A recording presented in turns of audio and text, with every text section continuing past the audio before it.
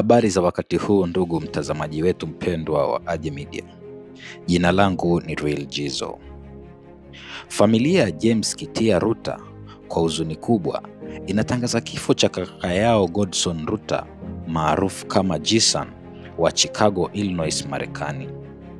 Ndugu Jisan amefariki dunia jana tarehe 23 mwezi wa 3 mwaka 2025.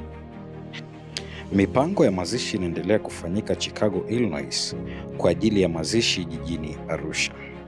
Jisan ni mmoja kati ya waanzilishi wa kundi la muziki wa hip hop kutoka Arusha lililofahamika kwa jina la X-Plasters. Kundi hilo lilianzishwa mwaka 1996 likijulikana kwa kuchanganya muziki wa hip hop na elementi za muziki wa jadi wa Kimasai, jambo lililofanya kuwa maarufu kupitia tasnia ya muziki wa hip hop. Mwanzoni kundi hili liliundwa na ndugu wawili, Rafneli na Jisan, pamoja na rafiki yao Ziggy kutoka mkoani Tanga. Walikuwa wakifanya kazi katika saluni ya kunyoa nywele mjini Arusha wakati walipoanza kuimba hip hop mwaka 1995. Na mwaka 97 walikutana na Yamat Ole Meibuko maarufu kama Merege, mwimbaji wa jadi wa Kimasai, na kumwalika ajiunge nao. Merege alileta sauti ya kipekee kwa kuchanganya uimbaji wa Kimasai na hip hop na hivyo kuunda mtindo wa kipekee wa hip hop Masai. X-Plasters walipata umaarufu kupitia nyimbo zao kama Bamiza, Dunia Dudumizi na Msimu kwa Msimu. Nyimbo hizi zilijadili masuala ya kijamii kama vile ukimwi, umaskini na changamoto za maisha ya kila siku, na hivyo kugusa hisia za vijana wa Kitanzania. Mwaka 2004 walitoa albamu yao ya kwanza Maasai Hip Hop kupitia lebo ya rekodi ya Kijerumani Out Here Record.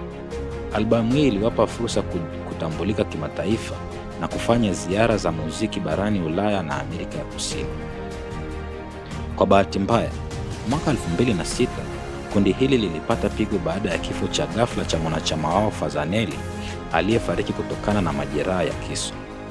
Hata hivyo, X-Plasters waliendelea na shughuli zao za muziki na mwaka 2009 walitoa Furaha ambayo ilikuwa ni sehemu ya maandalizi ya albamu yao ya pili.